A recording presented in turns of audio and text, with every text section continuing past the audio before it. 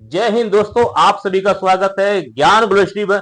आप सभी कैसे हैं? आई होप कि आप लोग अच्छे होंगे, मस्त होंगे, स्वस्थ होंगे। क्या इसमें इसरो में सब कुछ ठीक नहीं चल रहा है? क्योंकि हाल ही में खबर आई है कि 100 से ज्यादा ऐसे वैज्ञानिक थे इसरो में जिन्होंने इस्तीफा दे दिया। तो क्या वर्तमान में भारतीय स्पेस मिशन में किस प्रकार से खतरा हो मंडरा रहा है, और खतरे में क्यों है? क्योंकि भारत के जो इसरो है, जो स्पेस रिसर्च ऑर्गेनाइजेशन है, उसके 100 ऐसे वैज्ञानिक हैं जो कि 10 मंथ के अंदर जो है इसरो को छोड़ दिए हैं।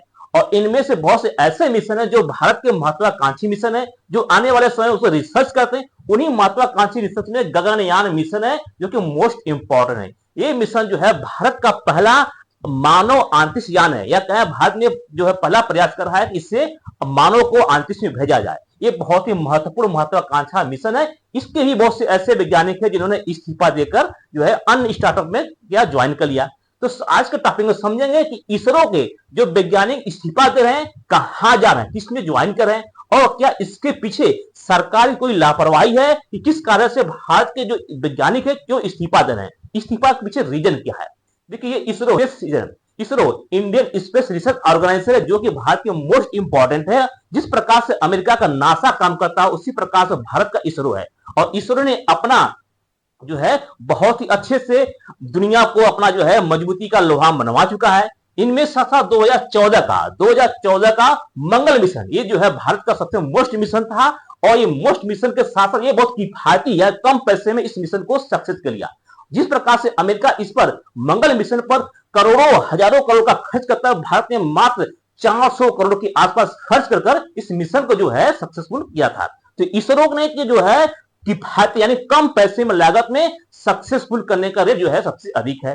और इसी में जो है भारत का जो है इसरो ने द्वारा किया गया था चंद्रयान मिशन। चंद्रयान जो मिशन था, चंद्रयान मिशन में जो लैंडर को चंद्रमा पर लैंड कराया गया था, जिसमें से प्रज्ञान और निकला हुआ था, तो लैंड जो सक्सेसफुली लैंड कराया गया था चंद्रमा पर, मोस्ट इंपॉर्टेंट था। इसको करने वाले पीछे कौन था? हमारा जो है इसरो था, जो चंद्रयान 3rd मिशन था। इसी प्रकार से आदित्य एल1 मिशन जो है बहुत मोस्ट इंपॉर्टेंट है। इसको भेजा गया था सूर्य को अध्ययन के लिए, कि सूर्य की सतह किस प्रकार से अध्ययन के लिए जो है आदित्य एल1 मिशन था। ये सभी मिशन जो है इसरो के द्वारा भेजा गया था। इसके साथ जो हमारे डिफेंस है, डिफेंस को जो सैटेलाइट प्रोवाइड करता है वो इसरो प्रोवाइड करता है। तो इसरो हमारा जो है अंतरिक्ष के साथ साथ जो है सेना के लिए बहुत ही मदद करता है। और इसरो के वैज्ञानिकों को ऐसा जाना जाता है कि कम लागत में, कम खर्च में एडवांस प्रकार का जो है सैटेलाइट बनाते हैं और अच्छे से मिशन को सक्सेस बनाते हैं। लेकिन हाल ही में खबर आया है कि 10 मंथ के अंदर जो है इसरो के 100 ऐसे वैज्ञानिक थे जो आने वाले मिशन के महत्वपूर्ण थे, और उन्होंने इस्तीफा देकर प्राइवेट कंपनियों को जो है ज्वाइन कर लिया। तो खबर क्या है कि 10 महीने में 100 से अधिक इस्तीफा। इंडियन स्पेस रिसर्च ऑर्गेनाइजेशन, इसको इसरो बोलते हैं, से पिछले 10 महीने में 100 से ज्यादा वैज्ञानिकों ने और तकनीकी कर्मचारियों ने इस्तीफा दे दिया। यह स्वैच्छिक सेवानिवृत्ति, यानी जो है बहुत से ऐसे वैज्ञानिक थे जिन्होंने वीआरएस यानी सर्विस से रिटायर होने से पहले वीआरएस दे लिया। और नौकरी छोड़ने वाले वैज्ञानिक गगनयान मिशन और दूसरे अहम मिशन के से जुड़े हुए थे। गगनयान मिशन क्या है? भारत का पहला ऐसा मिशन है जो अंतरिक्ष में मानव को भेजने की तैयारी चली थी। उससे जुड़े हुए वैज्ञानिकों ने भी इस्तीफा दे दिया। इसी प्रकार से मोस्ट इंपॉर्टेंट क्या है, जो वरिष्ठ वैज्ञानिक थे जिनको विक्टर जोसेफ टी शामिल थे, जिन्होंने एलवीएम प्रोजेक्ट की जिम्मेदारी संभाल रखे थे। और ये जो था ये गगनयान मिशन के जो है बनाया गया था। गगनयान मिशन में जो रॉकेट था एलवीएम थे, जो प्रोजेक्ट थे, इसकी जिम्मेदारी कौन थे? इनका नाम था विक्टर जोसेफ टी। इन्होंने भी इसरो से इस्तीफा दे दिया। इसके साथ साथ बहुत से ऐसे हैं, और इसरो के पूर्व चेयरमैन हालांकि रिटायर हो गए थे, डॉक्टर सोमनाथम ने चेन्नई की स्टार्टअप जो है प्राइवेट कंपनी अग्निकुल कॉस्मॉस को ज्वाइन कर लिया। तो ये हालांकि इनका जो है तो रिटायर हो गया था, जो रिटायर होने के पश्चात ज्वाइन कर दी, लेकिन कहीं ना कहीं देखिए ये सभी जो है अपना रिटायरमेंट या इस्तीफा के पश्चात ये प्राइवेट कंपनियों की ओर जा रहे हैं। तो भारत सरकार को सोचना पड़ेगा कि भारत जो है या हमारी प्राइवेट सेक्टर, क्योंकि 2020 में भारत सरकार ने प्राइवेट कंपनी यानी प्राइवेट कंपनी को अंतरिक्ष एजेंसी के लिए ज्वाइन किया था, या कहे अंतरिक्ष के लिए खोला था कि आप प्राइवेट कंपनी भी आ जाए, जिसके थ्रू लगभग 400 ऐसे स्टार्टअप कंपनी थे जो अंतरिक्ष में काम करती। कुछ स्टार्टअप थे, कुछ सैटेलाइट थे, कुछ तो ऐसे जो प्रेक्षण छोड़ने के लिए काम कर रहे हैं। तो उनमें जो हमारे वैज्ञानिक उसमें जा रहे हैं, तो भारत को सोचना होगा कि हमारे वैज्ञानिक क्यों जा रहे हैं, इसके पीछे क्या रीजन है। इसके साथ ये भी देखना होगा क्या ऐसा ना हो कि बाहरी तत्व या क्या विदेशी जो है स्पेस एजेंसियां भारत के वैज्ञानिकों को खींच रही है क्या, इस सभी को देखने के लिए भारत सरकार को एक पहल करना होगा। इसी प्रकार भारत सरकार ने जो है अभी हाल ही में डीओएस डिपार्टमेंट ऑफ स्पेस ने कहा है कि अब जो कोई भी व्यक्ति इस्तीफा देता है तो पहले डिपार्टमेंट ऑफ स्पेस को वो निर्देश करेगा, तब जाकर देगा। तो यहाँ पर टॉप खबर है कि इसरो के कुछ महीने में 120 वैज्ञानिकों का पलायन क्यों, सरकार ने सख्ती का निर्देश दिया। निर्देश क्या दिया इसको समझेंगे। इसरो में वैज्ञानिकों को इस्तीफे की झड़ी लग गई, मचा हड़कंप, सरकार ने उठाया सख्त कदम। तो आज का टॉपिक समझेंगे कि सरकार ने क्या सख्त कदम उठाए और मामला क्या है। अंतरिक्ष विभाग डीओएस डिपार्टमेंट ऑफ स्पेस 14 जुलाई 2026 को एक विज्ञापन जारी किया। यानी यहां पर जो वैज्ञानिक छोड़कर जा रहे थे अब उसको जो है सख्ती से रोकने के लिए डिपार्टमेंट ऑफ स्पेस ने एक विज्ञापन जारी किया। इसमें विज्ञापन में यस आर राजेश्वर संयुक्त सचिव का यहां पर हस्ताक्षर था और ग्रुप ए वैज्ञानिकों और तकनीकी कर्मियों को इस्तीफे में वृद्धि को देखते हुए किया गया। देखिए यहां पर किसके लिए रोका गया है, ग्रुप ए क्या है, ग्रुप ए के वैज्ञानिकों को लिए यहां पर रोकने की बात हो रही है। ग्रुप ए के वैज्ञानिक कौन है, जो ऐसे वैज्ञानिक है जो महत्वपूर्ण मिशन के लिए काम कर रहे हैं, यानी जो है नंबर 1 के वैज्ञानिक है और उसके लिए महत्वपूर्ण काम करें। इसके साथ तकनीकी कर्मी यानी जो टेक्निकल रूप से कर्मी है उनको इस्तीफे में के वृद्धि को रोकने के लिए बात हो रही है। और गगनयान और अन्य राष्ट्रीय मिशन से जुड़े वैज्ञानिकों को इसरो को छोड़ रहे हैं। तो यहां पर जो गगनयान मिशन है जो भारत का महत्वपूर्ण मिशन है, ऐसे बहुत से और सारे मिशन है जिसको यहां पर छोड़कर जो है ये इस्तीफा कर अन्य जो है स्टार्टअप कंपनी में ज्वाइन कर रहे हैं। और इसका सीधा प्रभाव यह है कि जो देरी और अनुभव की कमी है। देखिए ये छोड़कर जा कहां रहे हैं, छोड़कर जा रहे हैं स्टार्टअप कंपनी में जो नए कंपनी बना और नए कंपनी जो है इनको ज्यादा पैसा देकर अपने पास क्यों बुला रही है, क्योंकि उनको चाह रहा है कि अनुभव व्यक्ति ऐसा हमारे पास आए जो अनुभव वाला व्यक्ति हो उनको ज्वाइन करें। ठीक है, तो डिपार्टमेंट ने ये कहा। अब देखिए समझते हैं कि इसमें पहले का नियम क्या था और वर्तमान में नियम क्या है। और वर्तमान में जो है 100 से ज्यादा वैज्ञानिक यहां पर छोड़ के लगे और सबसे बड़ा प्रभाव जो हमारा गगनयान मिशन है इस पर जो है लगातार देरी हो रही है और जो कि भारत का पहला मानव अंतरिक्ष मिशन का है। ठीक, इसके साथ समझते हैं कि देखिए इस मिशन के थ्रू और यहां पर डिपार्टमेंट पहले क्या था, DOS department of space. Department space में क्या है, पहले क्या था समझिए कि डीओएस डिपार्टमेंट स्पेस, इसके बहुत सारे ब्रांच थे। क्या थे, इसके बहुत सारे ब्रांच थे। इस ब्रांच में क्या थे, इस हर ब्रांच के जो है निदेशक थे। क्या निदेशक थे और किसी व्यक्ति जो कर्मचारी थे इसमें काम करते थे, अगर इनको इस्तीफा देना होता था तो अपने जो डायरेक्टर निदेशक इन्हीं को देकर इस्तीफा को स्वीकार करता, या तो चाहे आप डायरेक्ट इनको भी दे सकते। लेकिन अब क्या हो गया, जो सरकार ने सख्त नियम लाया है कि डिपार्टमेंट ऑफ स्पेस को आपको भेजना पड़ेगा। अगर यहां पर अब इनको स्वीकार नहीं करेंगे, अगर कोई व्यक्ति कर्मचारी इसको इस्तीफा देना है तो कहां भेजना पड़ेगा, डिपार्टमेंट ऑफ स्पेस को भेजना पड़ेगा, तभी आपकी जो है स्वीकार होगा। तो डिपार्टमेंट स्पेस जो है सबसे पावरफुल है, इसके अंदर बहुत से काम करते हैं। जैसे डिपार्टमेंट ऑफ स्पेस जिसको शॉर्ट फॉर्म में डीओएस डिपार्टमेंट ऑफ स्पेस किसके अंदर काम करता है, तो प्राइम मिनिस्टर पीएमओ ऑफिस। तो पीएमओ ऑफिस के अंदर जो है डिपार्टमेंट ऑफ स्पेस काम करता है और डिपार्टमेंट ऑफ स्पेस के अंदर जो है बहुत सारे बॉडी जैसे इसरो हो गया, ठीक, इन स्पेस हो गया, ये सभी जो है काम करते हैं। तो इसके अंदर काम करते हैं। तो समझिए पहले समझते हैं डिपार्टमेंट ऑफ स्पेस।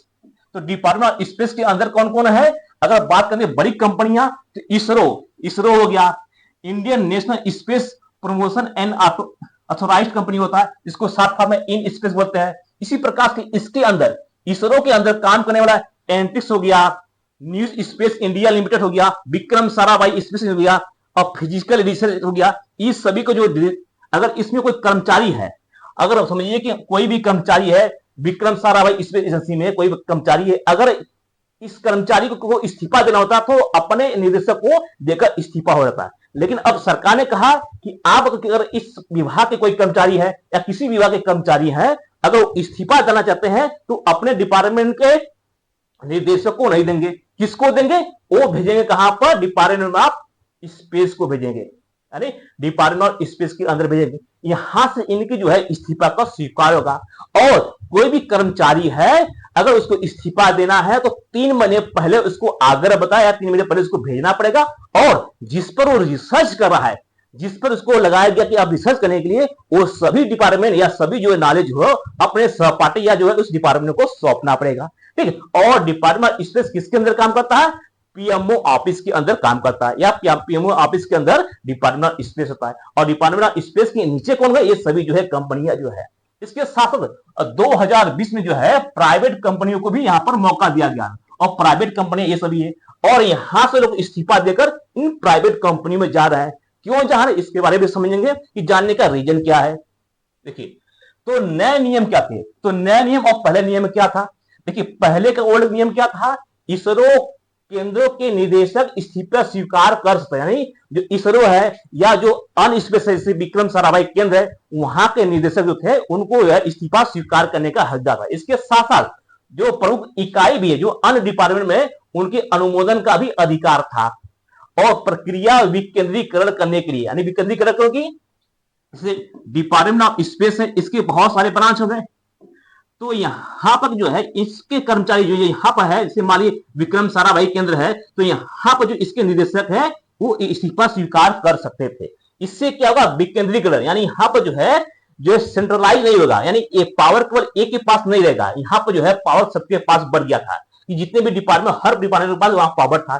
जो पहले था विकेंद्रीकरण था, लेकिन अब इसको हटाकर सेंट्रलाइज कर दिया। सेंट्रलाइज मतलब कि अब जब इस्तीफा स्वीकार होगा तो केवल डिपार्टमेंट ऑफ स्पेस के ही पास ही होगा, यानी इनके जो है विकेंद्रीकरण, यानी इनके पास पावर हट गया इस्तीफा का। अब नए नियम में कहा गया कि सभी इस्तीफे जो है डिपार्टमेंट ऑफ स्पेस को भेजे जाएंगे, यानी यहां पर डिपार्टमेंट स्पेस। और डिपार्टमेंट स्पेस किसके अंदर काम करता है? पीएमओ ऑफिस के अंदर, यानी कहीं ना कहीं देखेंगे पीएमओ ऑफिस का ही यहां पर अब हस्तक्षेप हो जाएगा। तो इसके साथ साथ केंद्र निदेशक की स्पष्ट अनुशंसा को अनिवार्य कर दिया गया है कि अगर कोई व्यक्ति जो है केंद्र का निदेशक अगर इस्तीफा दे रहा है तो क्यों दे रहा है, इसके बारे में कहा गया है। इसके साथ साथ अंतिम निर्णय किसका होगा? अंतरिक्ष विभाग का, डिपार्टमेंट ऑफ स्पेस का अंतिम निर्णय माना जाएगा। जो निर्णय करेगा वो होगा। लेकिन आपको अगर इस्तीफा देना है तो 3 महीने पहले उनको बताना होगा, और बताएंगे, और जो आप जिस पर रिसर्च करें उसको पहले पूरा उस डिपार्टमेंट को सौंपेंगे। और इसके साथ साथ जो गगनयान या अन्य क्रिटिकल मिशन के वैज्ञानिकों के ऊपर विशेष ध्यान देना पड़ेगा। जो हमारे मिशन जो चल रहे हैं, जो उनके अगर वैज्ञानिक इस्तीफा दे रहे हैं तो विशेष ध्यान देकर इस पर जो है इस्तीफा स्वीकार की जाएगी कि नहीं की जाएगी। और इस्तीफा स्वीकार की जाएगी तो पूरा रीजन जानेगा कि आप इस्तीफा क्यों दे रहे हैं। तो इस प्रकार का जो है अब नया नियम ला गया। अब यहाँ पर सरकार इनको रोकना चाहती है, क्योंकि हमारे जो वैज्ञानिक है ये प्राइवेट सेक्टर में जा रहे हैं। जो प्राइवेट कंपनियां हैं जो एजेंसी में काम करी उनको, और प्राइवेट कंपनियां इसरो के वैज्ञानिकों को क्यों चाह रही है ये भी समझते हैं।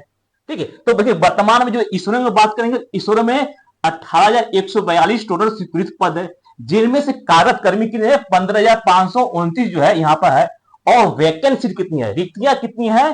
तो 2,613 जो है वर्तमान में वैकेंट है, या कहें जितना टोटल सीट उसका 14.4% जो है रिक्त सीट है। यानी यहां पर इसरो में लगभग 15% ऐसे सीट है जो कि खाली है।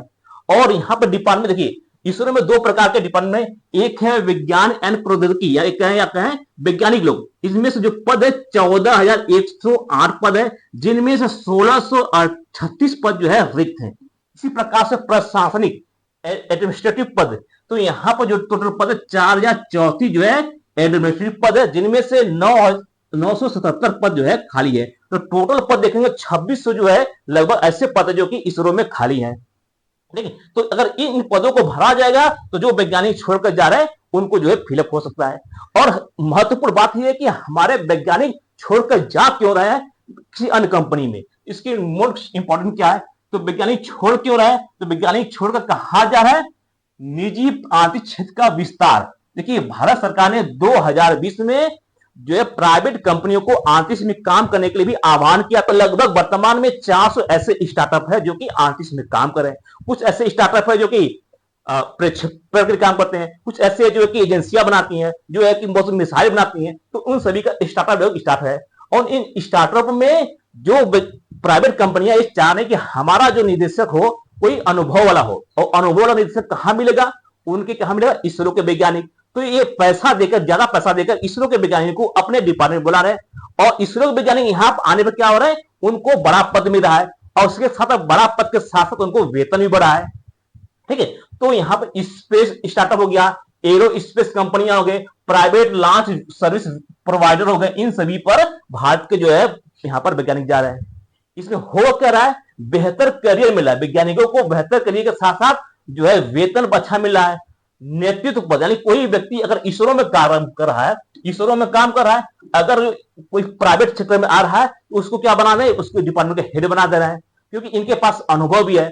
इसके साथ अधिक पेशेवर और लचीलापन, यानी यहाँ पर प्राइवेट सेक्टर में आने पर इन वैज्ञानिकों को लचीलापन मिल रहा है, सबसे बेहतर क्या ऊंचा वेतन मिल रहा है, जिस कारण से ये इसरो को छोड़कर इन पर आ रहे हैं।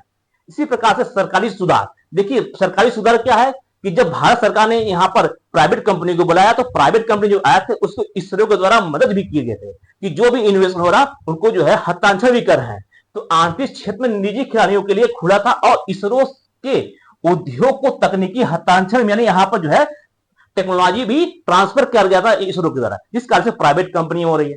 और यहाँ पर इस प्रकार से जो है भारत के जो वैज्ञानिक है, इसरो के वैज्ञानिक है, वो छोड़कर प्राइवेट सेक्टर में ज्वाइन कर रहे हैं। कंपनी इसरो में जो है उनको पैसा कम मिला है, इसके साथ साथ पैसा कम के साथ उनको सुविधा भी कम होती है, लेकिन प्राइवेट कंपनी जाने पर उनको सुविधा के साथ साथ हर फैसिलिटी मिलती है, जिस कारण से भारतीय वैज्ञानिक जो है छोड़कर प्राइवेट कंपनी में जा रहे हैं। तो इसरो को छोड़ने वाले में कुछ वैज्ञानिक निजी आंतरिक स्टार्टअप में जुड़ गए हैं। जिस 2020 में केंद्र सरकार द्वारा लाई गई आंतरिक क्षेत्र के निजी कंपनियों के लिए खोलने और 2023 में भारतीय अंतरिक्ष नियम लागू किया गया, जिसके बाद इस क्षेत्र में स्टार्टअप जो है बढ़े और वर्तमान में 400 से अधिक जो है पंजीकृत स्पेस स्टार्टअप हैं और इस पर लगभग $500 मिलियन का खर्च भी किए हैं। और प्राइवेट कंपनियां कौन कौन भारत में से पिक्सेल है, ध्रुवा स्पेस हो गया, रूट स्काई हो गया, अग्निकुल कॉस्मोस, जो कि अग्निकुल कॉस्मोस जो भारत के पूर्व चेयरमैन थे उन्होंने भी इसको ज्वाइन करके यहाँ के हेड बन गए। ठीक इसी प्रकार से क्या नाम, इसरो के पूर्व चेयरमैन डॉक्टर सोमनाथम ने चेन्नई की स्पेस स्टार्टअप कंपनी अग्निकुल मॉस का यहाँ पर ज्वाइन किया। हालांकि ये रिटायर होने के पश्चात ज्वाइन की। सोचिए कोई स्पेस इसरो का हेड हो और रिटायर होने के बाद एक प्राइवेट कंपनी में जाता है, और क्यों जाता है, क्योंकि उसको अच्छा वेतन और फैसिलिटी मिलती है। तो ऐसे ही जो अगर समझिए एक जगह है जो कि इसरो का मोस्ट इंपॉर्टेंट है, अगर उसी डिपार्टमेंट में किसी और के वैज्ञानिक की आवश्यकता होगी तो इनके द्वारा उस कंपनी को जो है बताया नहीं जाएगा कि इसरो में ये वैज्ञानिक अच्छे से काम करे, इनको अपनी कंपनी में लाए। इस प्रकार से जो है जो भारत में जो काम कर रहे हैं उनको बुला रहा है। और जो इसरो के जो स्टार्टअप कंपनी थे जो सोमनाथम थे, ये चंद्रयान 3 का जो लैंडिंग हुआ था इसमें जो है मोस्ट इंपॉर्टेंट इनका था, इन्हीं के कार्यकाल में हुआ था। इसके साथ जो आदित्य L1 लॉन्च हुआ था इन्हीं के कार्यकाल में लॉन्च हुआ था।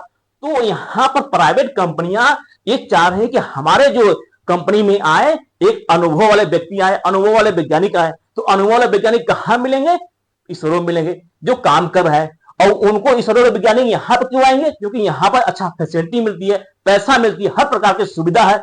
और इसरो क्या है, एक सरकारी कंपनी है जहां पर वेतन कम है।